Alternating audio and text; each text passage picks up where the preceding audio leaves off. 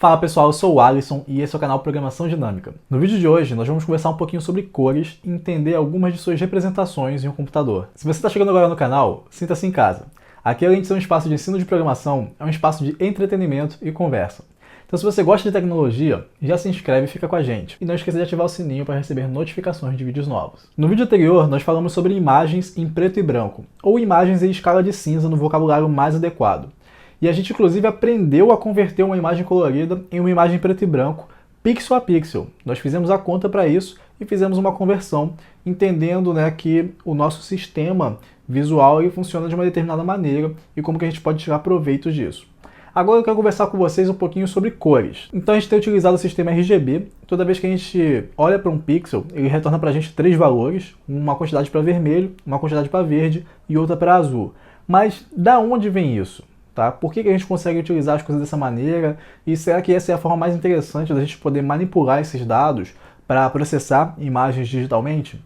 Então, vamos começar do começo. Tá? E o começo é o seguinte, você tem que entender que cor é um fenômeno físico. Então, cada objeto tem a cor da luz que ele reflete e que consegue chegar aos nossos olhos. Então, chega uma informação luminosa, uma quantidade de luz em cima daquele objeto, ele absorve uma parte, reflete outra. Essa parte que chega aos nossos olhos é a cor que nós percebemos daquele objeto. A luz visível, aquela informação luminosa que quando é percebida pelos nossos olhos gera informação de cor, ela é um tipo de radiação eletromagnética que está dentro de uma faixa de frequência ou de comprimento de onda muito específica. Tá? E você pode ver isso nesse artigo aqui da Wikipédia, chamado espectro visível. Então é interessante que você dê uma lida aqui embaixo, depois, tá? Por curiosidade geral. Mas agora a gente vai focar nessa figurinha aqui, que eu vou abrir para você de maneira mais ampliada. Então ela fala sobre o espectro visível pelo olho humano, e você vê que tem um espectro bem grande aqui em termos de comprimento de onda, tá? Ele está analisando por comprimento de onda, e você vê que vem dos raios cósmicos, raios gama, raios X, até aqui micro-onda, onda de rádio e outras coisas bem baixas. E aqui no meio tem um pequeno pedaço, você vê que é muito pequeno mesmo, que foi ampliado aqui em cima, em que está o espectro visível de luz, pelo olho humano. E aí ele vem então do vermelho aqui, tá, até o violeta. Então, olhando pelo comprimento de onda, você vê que ele é crescente da esquerda para a direita, Então, o violeta ele tem um comprimento de onda aqui de 400 nanômetros, enquanto o vermelho aqui está medido 750 nanômetros, tá? Então, um comprimento de onda maior. Mas se você olhar pela frequência, você vai ter uma coisa que é o inverso disso, beleza? Então, olhando aí pela frequência, você teria o vermelho aqui à esquerda com a menor frequência e o violeta lá à direita com a maior frequência. E é por isso que o que vem abaixo do vermelho é tido como infravermelho, já é um tipo de luz que a gente não consegue enxergar, está fora do espectro visível. E do outro lado, o que está acima do violeta é o ultravioleta, que também é uma coisa que a gente não consegue enxergar, Então você escuta aí as pessoas falarem sobre os raios ultravioleta do sol, você tem que usar filtro solar e tal, mas você não enxerga esse negócio, não sabe que cor ele tem. Legal, então toda cor que a gente consegue enxergar, ela tem que estar dentro dessa faixa. E ela não precisa ser focada em um único comprimento de onda ou ter uma única frequência ali dentro dessa faixa, tá? Ela pode ter uma mistura, uma combinação de frequências dentro do espectro visível. Quando ela tem uma única frequência ali, um único comprimento de onda dentro desse espectro, a gente diz que ela é uma cor monocromática ou uma cor espectral pura, tá? Então são dois termos aí para se adicionar no seu repertório, cor monocromática ou cor espectral pura. Mas se ela tiver uma mistura ali, então ela não faz parte desse conjunto. Uma cor que você está habituado a ver, que é uma mistura dessas coisas, é o branco, por exemplo. Então o branco ele é, na verdade, a mistura de várias cores espectrais puras, quando você tem justamente uma mesma intensidade de frequência para todas elas. Então, se você misturar tudo ali com a mesma intensidade de frequência, você vai obter um tom de branco. Olhando para esse modelo físico das cores, a gente teria muita dificuldade de representá-las em um computador, de ter uma representação digital da cor. Por quê? Aqui no mundo real, a gente pode pensar em modelos que têm uma característica contínua, em que os valores vão evoluindo dentro do conjunto dos números reais. E ali, no intervalo dos números reais, você tem infinitos números, certo? Mas você não tem como representar essa infinidade dentro de um computador. Então isso é um problema para a gente. Mas a gente já viu de uma certa maneira no primeiro vídeo que a gente discutiu sobre o que seria uma imagem, que geralmente quando a gente quer passar as coisas para o computador, a gente tende a fazer amostras, tá? Então, um sensor capaz de entender a luz como cor, ele tem que realizar amostras daquela luz, daquela informação, de alguma maneira. E felizmente, o sensor que a gente está mais interessado, que são os nossos olhos, eles fazem pequenas amostras, tá? Então, tudo que a gente entende como cor, tudo que a gente consegue enxergar é decorrente de pequenas amostras do que poderia ser um grande espectro de informação luminosa. Então, a partir de experimentos, dois cientistas propuseram um modelo chamado modelo tricromático de cor. Então, a gente pode ver aqui na Wikipédia, nesse outro artigo chamado Young Helmholtz, tá? Então, Young é o nome do primeiro cientista, Thomas Young, e Helmholtz é o nome do segundo aqui, esse Hermann von Helmholtz. E, infelizmente, esse artigo ele não tem tradução em português, tá? Mas a parte que é importante aqui para o nosso vídeo eu vou comentar com vocês, que é o seguinte. Eles propuseram um modelo em que os nossos cones, né, as células que são receptoras de informação luminosa nos nossos olhos, responsáveis pela parte de cor, eles podem ser divididos em três categorias. Um que faz uma amostragem na parte de baixa frequência, tá? Um outro que faz amostragem na parte de alta frequência e um terceiro que você vai chutar corretamente, faz uma amostragem na zona intermediária ali, beleza? Então, voltando aqui para o nosso espectro de luz visível, bom, baixa frequência é essa galera aqui do vermelho, tá? Então, eles têm baixa frequência, alto comprimento de onda. A parte do meio vai cair em cima do verde. E você já sabe que a parte de alta frequência vai cair então aqui no azul, tá? Próximo do violeta. Então é por isso que a gente tem esse sistema RGB, né? R de vermelho, G do verde e o B do azul. Porque o nosso sistema visual ele faz amostragens nesses pontos específicos do espectro de luz visível. Essa característica é muito interessante para a representação de sistemas digitais. Primeiro, porque a gente consegue construir agora uma base de cores primárias. Então, a partir de alguma combinação de vermelho, de verde e de azul, eu posso construir outras cores, tá?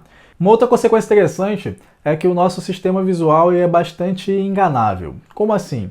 Então, podem existir cores que têm frequências ou comprimentos de ondas diferentes, tá? Então, assim, elas seriam conceitualmente cores diferentes, mas perceptualmente para a gente não há diferença. Tá? Você poderia olhar para essas duas cores, que apesar de numericamente estarem em frequências diferentes, você não iria perceber a diferença. Tá? Então, perceptualmente, elas são as mesmas cores. A gente chama esse fenômeno de metamerismo. Tá? A gente diz que essas duas cores são metaméricas. E isso é uma coisa também muito boa, porque no computador a gente não vai conseguir representar tudo mesmo, então é bom que existam algumas coisas que possam ser confundíveis, tá? É mais fácil da gente poder enganar o nosso sistema e criar coisas mais verossímeis. E aí uma dúvida que pode surgir naturalmente para você é, tá, eu tenho essa base com 3 cores primárias, mas como é que eu calculo o coeficiente? O quanto que de cada uma dessas cores eu preciso adicionar para conseguir compor uma cor específica que eu quero? Então, esse tipo de coisa, ela foi descoberta empiricamente, tá? A partir de experimentos mesmo. E aí você pode montar um experimento da seguinte forma. De um lado você tem uma cor objetivo que você quer simular, por exemplo, algum tom de amarelo. E aí do outro lado você tem uma composição de vermelho, azul e verde e manivelas que você pode ir controlando a quantidade dessas 3 cores, tá? Então você vai controlando a quantidade dessas cores e vai tentando ajustar a cor final desse lado para ficar igual à cor que você está vendo como objetivo do outro. E aí você chama várias pessoas para fazerem isso e você vê, tá, a maioria das pessoas, ou de alguma forma você interpola esse resultado e vê como que as pessoas tentavam se aproximar daquela cor objetivo.